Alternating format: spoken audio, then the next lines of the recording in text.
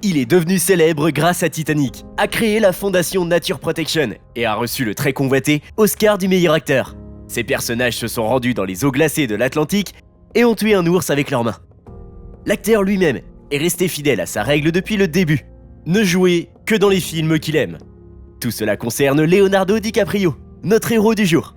De quel rôle Léo a-t-il encore honte? Qu'est-ce qui a poussé Sharon Stone à donner de l'argent de sa poche à l'acteur? Et quelle astuce Kate Winslet a-t-elle utilisée avant de tourner des scènes nues de Titanic? Bienvenue sur la chaîne Le Biographe. N'oubliez pas de liker et de vous abonner pour ne pas rater les nouvelles vidéos. Et maintenant, commençons. Leonardo Willem DiCaprio est né le 11 novembre 1974 à Los Angeles, aux États-Unis, dans la famille de l'auteur de bande dessinée George DiCaprio et de la secrétaire juridique Irmelin Hindenburken. Il existe une légende qui dit que Irmelin a choisi un nom pour son futur premier-né lorsqu'elle était à la Galerie des Offices à Florence, en Italie.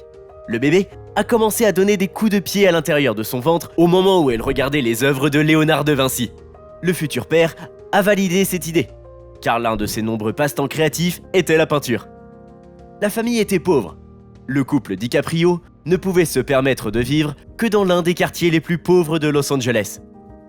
Ma mère et moi vivions dans un coin de dealers et de prostituées. C'était assez terrifiant. J'ai été beaucoup battu. J'ai vu des gens faire l'amour dans les ruelles. Et j'ai vu ce que la drogue faisait avec certaines personnes. Vous n'êtes plus vous-même. Mais c'est grâce à cette expérience de vie que Léo admettra plus tard qu'aucune des tentations d'Hollywood ne pouvait l'attirer. Le mariage des parents de DiCaprio n'a pas duré longtemps. Irmelin et George ont demandé le divorce alors que Léo n'avait même pas 1 an. Et le fait que George ait déménagé à East Hollywood, la future star a maintenu une bonne relation avec son père. Léo a vécu avec sa mère, puis avec son père, et sa nouvelle compagne, Peggy Farrar, qui avait un fils, Adam, d'un précédent mariage. Irmelin lui a enseigné les langues étrangères, et son père a fait découvrir le monde de l'art à Leonardo. L'atmosphère créative de la maison de son père a influencé le garçon. Des artistes et des personnalités cultes comme Mac Groening et Timothy Leary sont souvent venus lui rendre visite. Il est possible que ce soit l'atmosphère créative qui a influencé la vie de Leonardo. Irmelin a traversé une période difficile. Son ex-mari, à l'esprit créatif, n'était pas du tout en mesure de gagner de l'argent et de payer une pension alimentaire. C'est pourquoi, dans un premier temps, elle a dû mettre son fils dans une crèche, puis a complètement quitté son travail pour devenir nounou pour les enfants du quartier et des siens. Plus tard, l'acteur dira que ses parents ont tout fait pour qu'il ne se sente pas malheureux à cause de leur séparation. Le penchant de Leonardo pour le théâtre était visible dès les premières années de sa vie. Le petit Léo aimait se montrer en scène. Il chantait, dansait et faisait des imitations tout le temps. Il s'est vite rendu compte qu'il pouvait obtenir n'importe quoi, simplement parce qu'il était mignon et drôle. J'adore imiter les gens. J'adore plaisanter avec mes parents et créer des personnages différents. J'aimais faire mes propres petits sketchs faits maison. Les débuts du petit DiCaprio au théâtre ont eu lieu alors qu'il n'avait que 2 ans.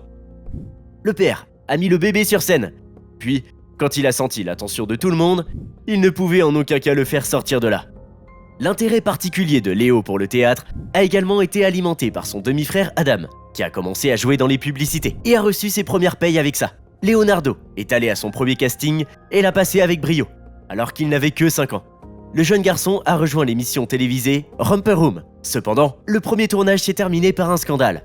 Le garçon était si heureux de participer à son émission préférée qu'il a commencé à courir autour de la scène, à improviser, à toucher les caméras installées et à essayer de faire monter sa mère sur la scène et a complètement perdu le contrôle. On peut dire que les débuts n'ont pas été simples. Plus tard, Leonardo est entré dans une école primaire située à l'université. Irmelin a emmené son fils à l'école, passant 8 heures par jour pour l'aller-retour. Elle voulait donner le meilleur à son fils. L'influence des parents sur le garçon était contradictoire. Sa mère a essayé de le protéger de l'influence néfaste, et son père a fait de son mieux pour enseigner à son enfant la vie d'adulte. Ils allaient ensemble à des soirées New Age, parlant de sujets tabous. Les années suivantes se sont transformées en une série d'auditions pour le petit Leonardo DiCaprio, dont la plupart ont échoué. Seuls quelques annonceurs ont accepté de filmer un mignon petit garçon dans leur publicité. La première publicité dans laquelle le jeune Leonardo DiCaprio a joué était une vidéo sur les petites voitures Matchbox, où il s'est transformé en gangster. Il s'est souvenu. Qu'est-ce que les premiers tournages m'ont appris? À connaître le scénario par cœur. J'étais juste terriblement nerveux et j'ai tout oublié. Ensuite, il y a eu des scènes dans des publicités pour des flocons d'avoine, Applejack, le fromage Kraft Single, le chewing-gum Bubble Yum, la chaîne d'hypermarché Fred Meyer, les voitures Honda et Suzuki. En même temps, le garçon adorait la danse, ou plutôt le breakdance. Il commence à y consacrer beaucoup de temps. Dans ce domaine, le garçon a réussi à obtenir son premier succès. Léo vivait avec sa grand-mère dans une petite ville allemande. Là, il a participé à une compétition locale de breakdance et il a été finaliste. Même le journal local a écrit sur lui, dans l'un de ses numéros. Leonardo est devenu une véritable célébrité à l'école. À cette époque, sa mère l'avait déjà transféré au Los Angeles Center for Heinrich Teddy, où il n'a étudié que quelques années. Léo était mauvais en sciences et ses ambitions l'ont stimulé à chercher des opportunités en tant qu'acteur pour continuer à avancer. Mais ce n'était pas facile. Léo n'a pas trouvé d'agent. Les personnes qu'il a trouvées ont été amusées par la coiffure décadente et le nom inhabituel du garçon. Léo a été constamment conseillé de le changer en quelque chose de plus américain. Par exemple, Lenny Williams. L'acteur n'est pas nostalgique de cette période de sa vie. Je me souviens avoir été systématiquement rejeté par les directeurs de casting quand j'étais jeune. Je me sentais comme le plus grand étranger qui ait jamais existé, que je n'aurais jamais ma place dans ce club. J'ai eu l'idée qu'un jour, ils vous tendent la main, vous bénissent et vous disent « Vous faites maintenant partie de cette élite, vous êtes l'élu ». Le sentiment d'étranger ne quittera pas Léo tout au long de sa carrière à Hollywood. Et tout son parcours viserait à se battre pour sa place sur le tapis rouge.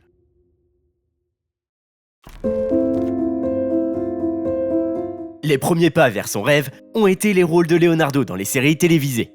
Il y a eu d'abord la célèbre série Santa Barbara, où Léo a joué le petit Mason Capwell. Puis Growing Pains.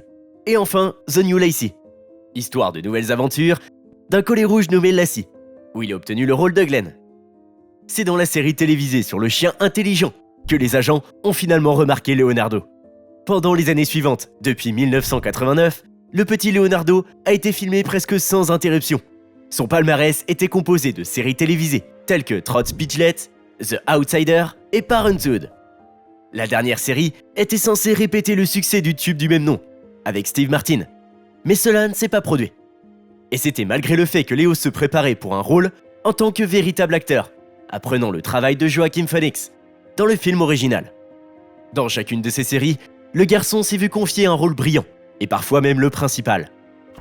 La série Quoi de neuf Docteur est passée à la télévision pendant plusieurs années et est finalement devenue l'une des séries les plus populaires auprès des jeunes. Léo est apparu dans le casting au moment où la sitcom commençait à perdre son ancienne popularité et où les producteurs tentaient de secouer le public. DiCaprio a réussi à attirer l'attention des adolescents et à obtenir une base de fans encore plus grande que les personnages principaux. Grâce à sa participation à la série, Leonardo DiCaprio a attiré l'attention du réalisateur du film Critters 3, Christine Punterson. Leonardo a joué le rôle principal, le garçon Josh. L'acteur a vite voulu oublier ce rôle. Le tournage était si étrange. Et il a été un échec. Mais depuis, Léo s'est imposé comme un acteur sérieux. Son ascension grandiose vers l'Olympe d'Hollywood a commencé.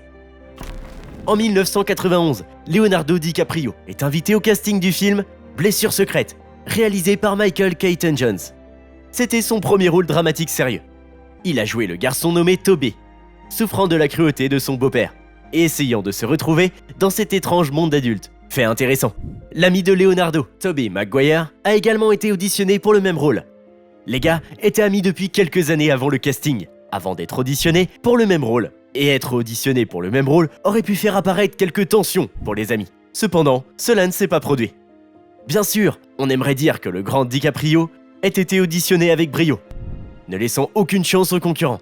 Mais ça ne s'est pas passé comme ça. Léo voulait faire une impression indélébile sur les partenaires du film et les réalisateurs. Alors, il en a un peu exagéré et a fait rire toutes les personnes présentes. DiCaprio a quitté ses auditions en se disant qu'il ne construirait jamais une carrière à Hollywood. Cependant, grâce à Robert De Niro, le garçon a eu le rôle dans le film. Il est reconnaissant pour ce qu'a fait le grand acteur ce jour-là. Leonardo a dû littéralement tout apprendre en cours de route. Il ne s'est pas toujours senti en confiance à côté de De Niro lui-même, devant qui tout le monde était en admiration. Mais il a su passer au-dessus des critiques, tenant bon face à De Niro.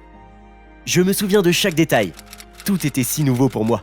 Regarder Robert De Niro sur le plateau, voir son dévouement, a été l'une des expériences les plus marquantes de ma vie.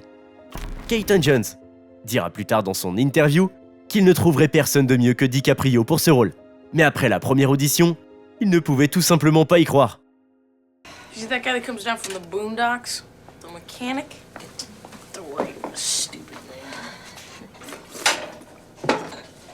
Dwight. À propos, lors du tournage de son premier film, Léo n'a pas oublié son ami. Il a demandé au réalisateur de Blessures secrètes de choisir Tobey Maguire dans un rôle de soutien. Le premier rôle dramatique dans un film a fait comprendre à DiCaprio que les émissions de télévision et la publicité n'étaient pas son objectif ultime. Mais il devait encore travailler très dur pour être crédible pour des tournages avec des grands acteurs de notre temps. Il ne pouvait pas, hélas, s'appuyer juste sur son charme. En 1992, l'acteur a obtenu un petit rôle dans le film Fleur de poison. Son personnage n'avait même pas de nom. Il a été répertorié simplement comme Guy dans le générique. Cependant, le tournage avec un jeune Drew Barrymore, Sarah Gilbert et Tom Skerritt n'est pas passé inaperçu, même s'il aurait aimé jouer quelque chose de plus sérieux qu'un gars de passage. Pendant ce temps, avec Hermeline, ils ont réussi à quitter le quartier le plus pauvre de Los Angeles. À ce moment-là, ils ont commencé à vivre dans un meilleur quartier. Mais pour cela, Léo a dû changer d'école. Il est allé au lycée John Marshall. Pour l'anecdote, c'est à l'école que les scènes de Les Griffes de la Nuit ont été tournées. Les études n'ont pas été faciles. Le nouveau joli garçon était victime d'intimidation de temps en temps. Cependant, il y avait le cours d'art dramatique qui était un énorme plus. Là, le jeune talent a bien sûr été remarqué. Et Leonardo a obtenu ses premiers rôles dans des productions scolaires. Cependant, au fil du temps, en raison d'un emploi du temps chargé à Hollywood, il a dû abandonner les spectacles d'amateurs à l'école. Heureusement, en 1993, il a eu l'occasion d'acquérir de l'expérience sur le tournage du film Gilbert Grape. Le réalisateur, Lasse Hallström, a eu l'idée d'une adaptation cinématographique du roman du même nom de Peter Edge.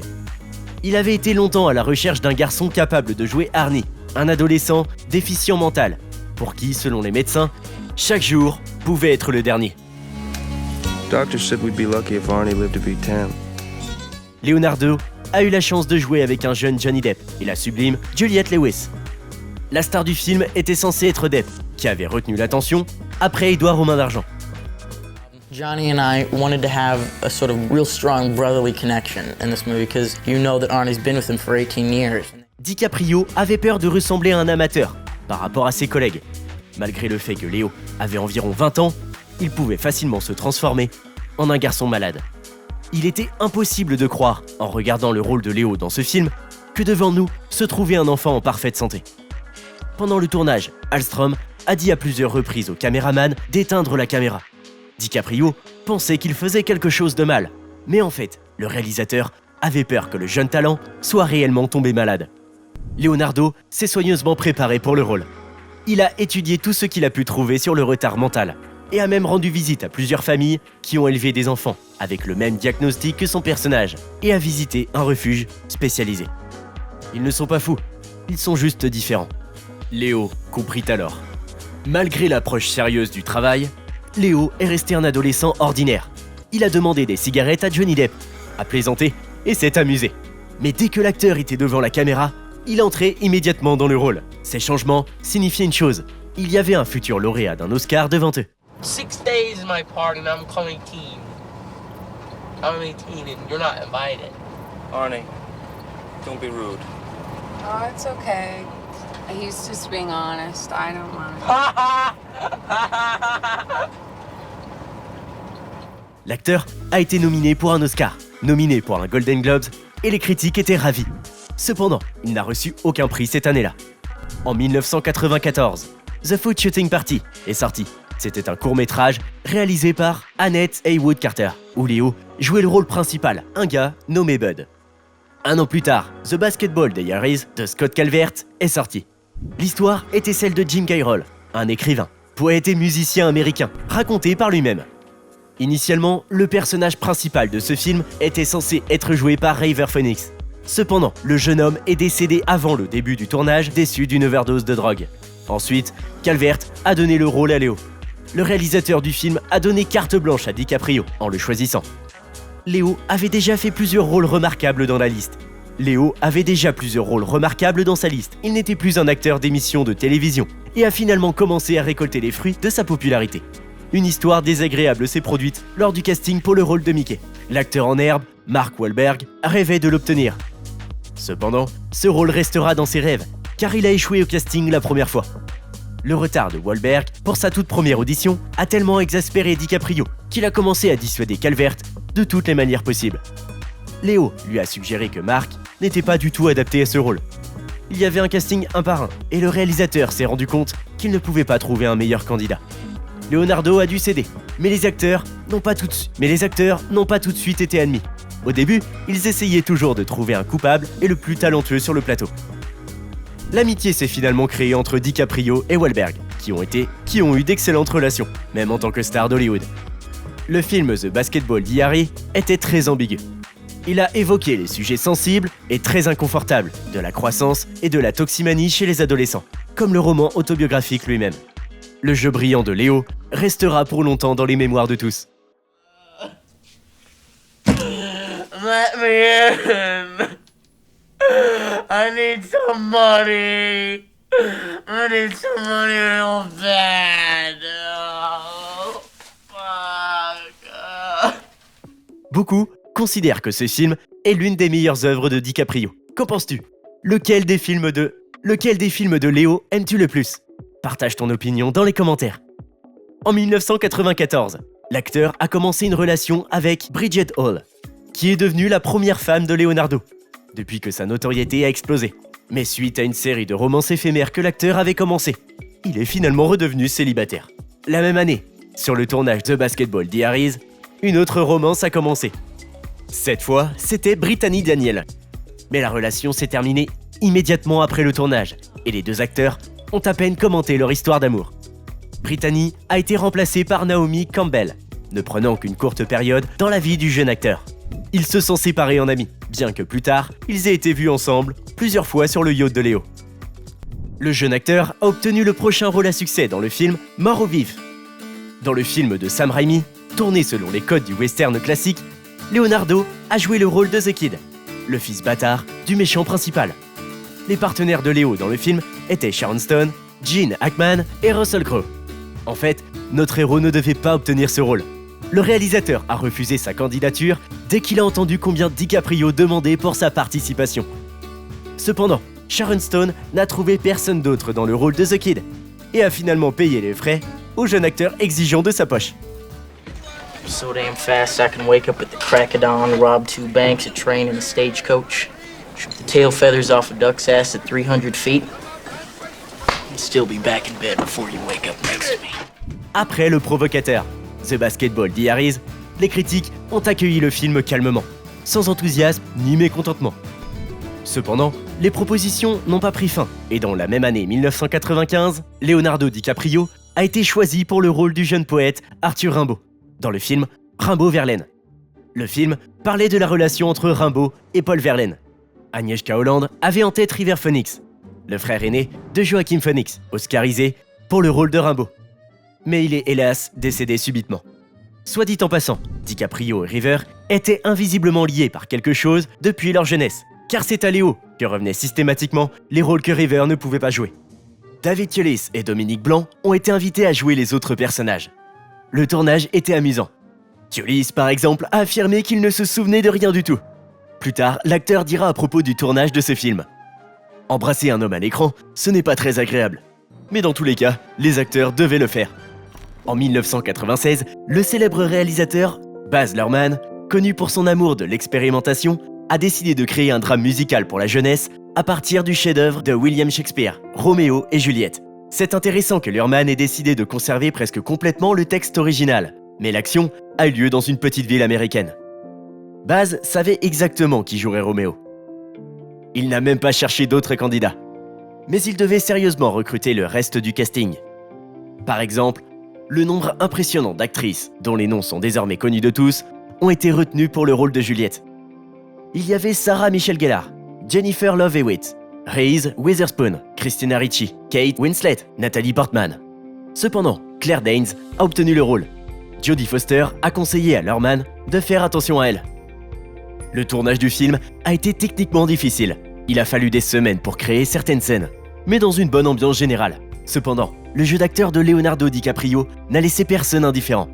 Son monologue près du cercueil de Juliette était si touchant et brillamment interprété que Claire s'est à peine retenue pour ne pas pleurer dans le plan. Here. Oh, here while I set up my everlasting rest. And shake the yoke of inauspicious stars from this world-wearied flesh.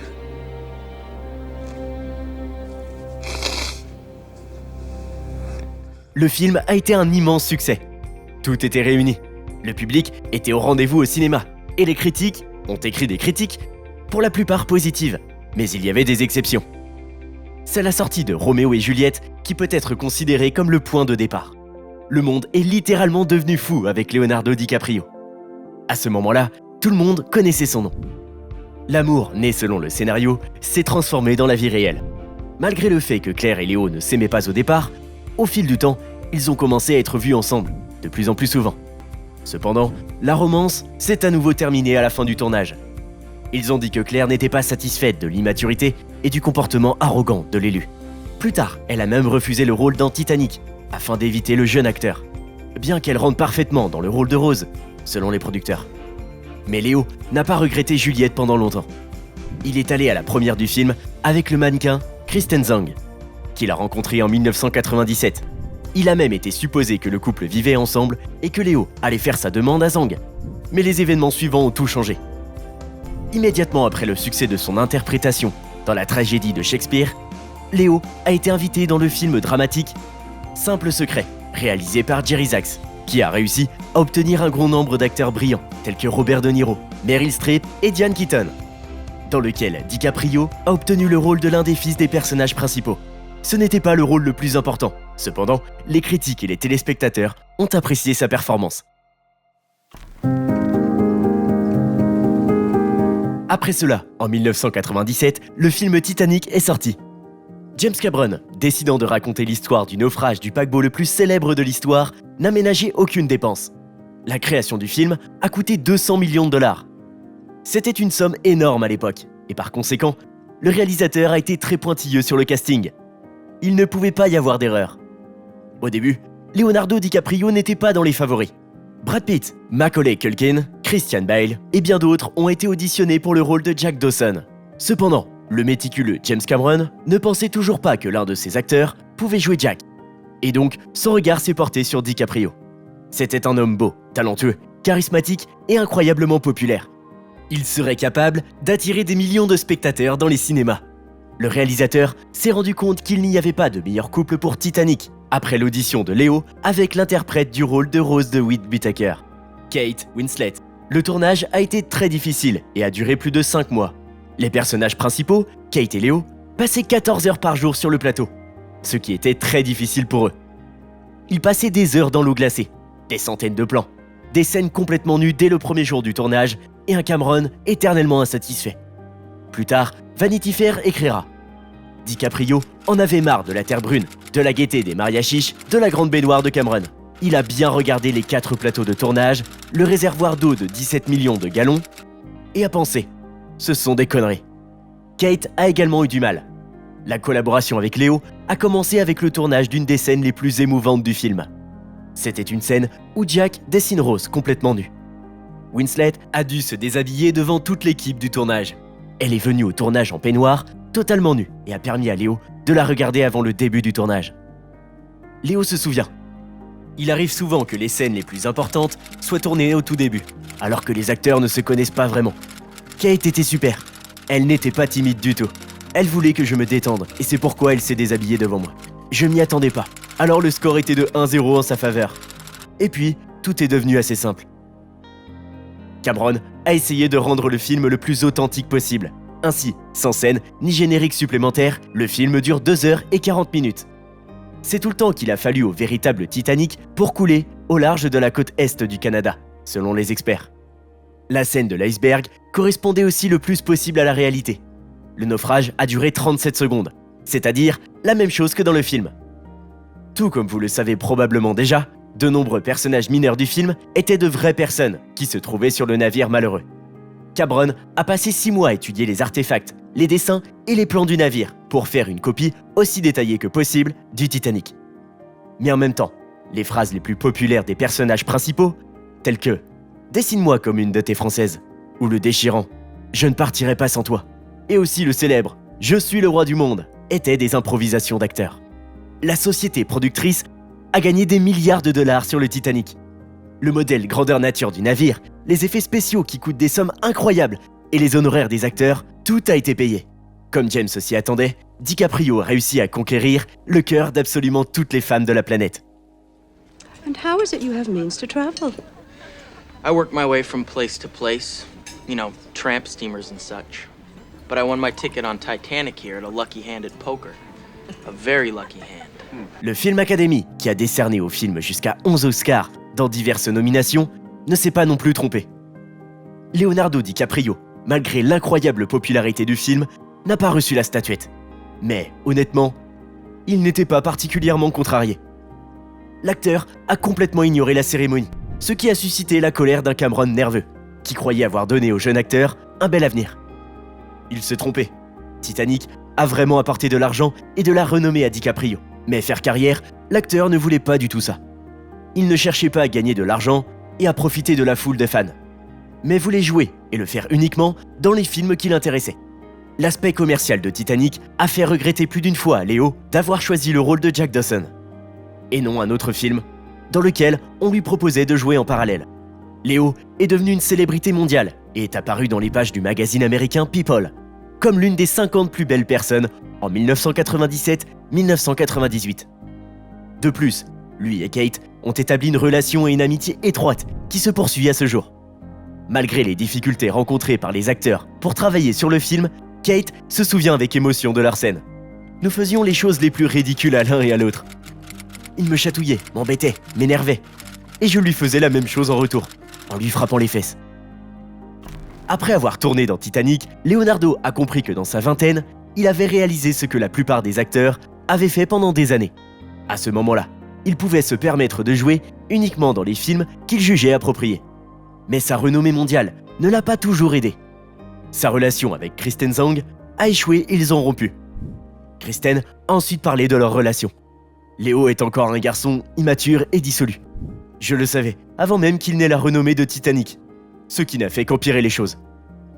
Leonardo était déjà dans les bras d'un autre mannequin, Helena Christensen, qui avait 6 ans de plus que lui. À cette époque, Helena était considérée comme l'un des modèles les plus recherchés et les plus populaires. Ils ont été vus ensemble plusieurs fois dans des restaurants, mais la relation a rapidement pris fin. En 1998, l'acteur a pris une sorte de congé sabbatique, après avoir joué dans 2 autres films. 2 facteurs étaient en cause. Le premier était la Léomania, après la sortie de Titanic. Le monde semblait devenir fou pour Leonardo DiCaprio, le plaçant sur un piédestal de fans jeunes et moins jeunes. C'était une période très surréaliste, disait-il, rappelant ces années. La seconde est qu'une ascension colossale est souvent suivie d'une baisse brutale. Il part en vacances après son premier rôle infructueux dans le film L'homme au masque de fer de Randall Wallace et un épisode dans le film culte de Woody Allen, Celebrity. Dans le film L'homme au masque de fer, Léo a eu 2 rôles à la fois, un négatif et un positif. Il a joué le rôle du roi Louis XIV et de son frère jumeau Philippe, emprisonné à la Bastille. Malgré l'excellent casting, dans lequel des légendes comme John Malkovich, Gérard Depardieu, Jeremy Irons, Hugh Laurie étaient, les critiques ont accueilli le film avec perplexité. La principale critique concernait le budget, trop peu important, et l'absurdité du film qui s'est avérée, ainsi que l'adaptation infidèle de l'histoire originale. Your Majesty, the attack will come at dawn. No, do not underestimate the Dutch. These troops will be cut off here, so shift them here, and then we outnumber them there. Yes, send that on its way. Your Majesty, The yellow sash. but as your advisors, we feel it is Our duty. yes, our duty to inform you. Il n'aimait pas l'histoire des vieux mousquetaires d'Alexandre Dumas, et même le duo d'acteurs de DiCaprio avec lui-même. Il a même reçu le Golden Raspberry Awards. Dans Celebrity, Léo a obtenu le rôle mineur mais mémorable de Brandon Darrow. Ainsi, l'acteur a réussi à atteindre un objectif conséquent pour son si jeune âge. À cette époque, tout acteur hollywoodien sérieux rêvait de jouer dans un film avec Woody Allen. Le film a reçu des critiques mitigées. Un critique a adoré Celebrity pour sa présentation exceptionnelle reconnaissable et la profondeur de l'idée principale. Un autre a critiqué l'agitation excessive et la confusion des rôles des personnages principaux. Mais le chef-d'œuvre n'est pas sorti du lot. Sur IMDb, le film n'a reçu que 6,3 sur 10. Le box-office n'a pas non plus été satisfaisant. D'un coût de 12 millions de dollars, le film n'a rapporté que plus de 5 millions de dollars au box-office. À peu près à la même époque, le film Don't Splun est sorti. C'était un film provoquant en noir et blanc, auquel Leonardo DiCaprio et Tobey Maguire ont encore honte d'avoir participé. Don't Splun ne peut pas être considéré comme un long métrage sérieux. Le fait est qu'il n'y ait pas de scénario pour le film. Les mauvais producteurs ont donné à DiCaprio, Maguire et à d'autres acteurs des fiches avec des thèmes d'improvisation. Tout pouvait être écrit sur les morceaux de papier. Par exemple, vous détestez les femmes. Votre parent est décédé. Jouez au jeu, j'ai déjà, je n'ai jamais. Votre but est de coucher avec elle. Fait intéressant, aucun des participants au film n'a pris la peine d'informer ses agents de la mascarade. Ils ont clairement compris que le film pouvait provoquer une réaction très mitigée. Et c'est ainsi. Lorsque le réalisateur Rob a montré un aperçu du film pour ses propres amis et collègues, un énorme scandale a éclaté. Les futurs téléspectateurs voyaient tout le passé laid et candide de la jeunesse hollywoodienne. En d'autres termes, le film s'est avéré être vulgaire et fade. Les agents de Leo et de Toby étaient sûrs que le film allait ruiner leur réputation. En conséquent, le film n'a jamais été rendu public en 1998. Cependant, il s'en souvient. Alors, Leo a fait une pause. Il se reposait, construisait une vie personnelle et parcourait attentivement les scénarios à la recherche du film avec lequel il aimerait revenir. Il y a eu une période dans ma carrière, après le Titanic, où j'ai fait une pause. Et j'ai voulu m'intéresser à l'autre grande passion de ma vie, la science. Au cours de cette période, Léo a commencé à s'intéresser activement aux problèmes de l'environnement. En 1998, à l'âge de 24 ans, DiCaprio a fondé sa propre fondation dédiée à la protection des derniers coins encore intacts de la Terre. La vie personnelle de l'acteur n'a pas pris de retard. Les romances avec Amber Valletta, Bijou Phillips et Eva Herzigova se sont rapidement terminées et aucune des filles n'a joué un rôle significatif dans la vie de Léo. La recherche du bon rôle prendra encore plusieurs années. Des personnages mal choisis et une série de mauvaises passes dans la vie de l'acteur. Mais une nouvelle vague de succès arrivera sur lui. Il y aurait une collaboration entre le génie Martin Scorsese et Leonardo DiCaprio qui aurait changé sa vision à Hollywood. Pour quel travail le talentueux acteur a-t-il obtenu l'Oscar tant désiré? Pourquoi considère-t-il The Revenant comme l'un de ses pires rôles? Vous le découvrirez dans la deuxième partie. La date de sortie ne dépend que de vos retours. Si les likes et les commentaires sont nombreux, alors nous essaierons de publier la deuxième partie dès que possible. Et en attendant une nouvelle vidéo, vous pouvez cliquer sur cette icône et tout savoir sur l'un des meilleurs films mettant en scène Léo, Titanic. Quelle technologie et technique de réalisation unique Cameron a-t-il utilisé pendant le tournage? Quels détails pourriez-vous ne pas remarquer en le regardant? Et pourquoi ce film, en toute bonne conscience, peut-il être qualifié de génial? Suivez le lien et vous trouverez toutes les réponses. Et c'est tout pour aujourd'hui. C'était le biographe. Merci d'avoir été présent avec nous.